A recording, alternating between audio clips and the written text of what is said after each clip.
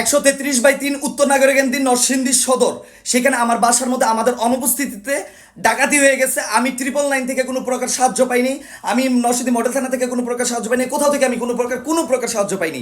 আমাকে নরসিংদীর এএসপি যিনি আছে শামীম ভাইয়া যথাযথ চেষ্টা করতেছে যে আমাকে সাহায্য করার জন্য। আর নরসিংদীর স্লো পুলিশ, নরসিংদীর হেল্পফুল পুলিশ, নরসিংদীর রেসপেক্টফুল পুলিশ আমাকে অনেক সাহায্য করছে। আমার মৃত্যুর পরে বলতেছে তারা আমাকে শান্তশিষ্টভাবে কথা বলার জন্য তার সাথে, যে জায়গার মধ্যে আমার বউ প্রেগনেন্ট, আমার মা বর্তমানে অচল, আমরা সবাই ঢাকার মধ্যে অবস্থান করতেছি। সেই জায়গার মধ্যে আমার বাসার তালা ভাইঙা আমার যাবতীয় যা কিছু আছে সব কিছু নিয়ে গেছে। তাদের হাতে 2টা অগ্নি অস্ত্র কোত্থেকে আসছে? তারা আমার বাসার মধ্যে কোন মানে কিসের পারপাস এত বড় অ্যাটাক করে এতক্ষণ লাগে ওরা ডাকাতি করতে পারে? এটার কি কোনো বিচার নাই? এটাই কি আমাদের স্বাধীন বাংলাদেশ? আমি যা সেটা শেষ দেখতে চাই। নরসিংদীবাসী, আপনারা অ্যাকচুয়ালি আপনাদের মা নাই সেফ, আপনাদের বোন নাই সেফ, আপনাদের মাল সামান কিচ্ছু সেফ নাই।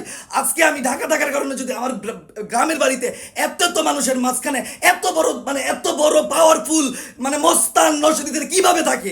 আমি তো জানি নরসিংদীর মধ্যে কোনো মস্তান নাই, আমি তো জানি তথা বাংলাদেশের মধ্যে বর্তমানে এত বড় সাহস কারো নাই। আপনারা জাস্ট খবর নেবেন 133/3 উত্তর নাগরিকান্দি নরসিংদী সদর।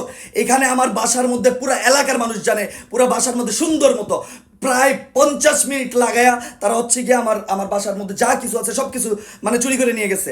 তার মধ্যে তাকে কেউ আটকাইতে পারে নাই, কারণ 2টা ছেলের হাতে মুশিবু বা এমন টাইপের কোনো কিছু নাম, আবার তাজু এমন টাইপের কোনো একটা কিছু নাম।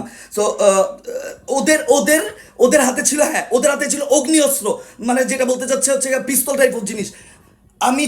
আমি জাস্ট জানতে চাই যে আমাদের নিরাপত্তাটা কোথায়? আমি এটা শেষ দেখতে চাই।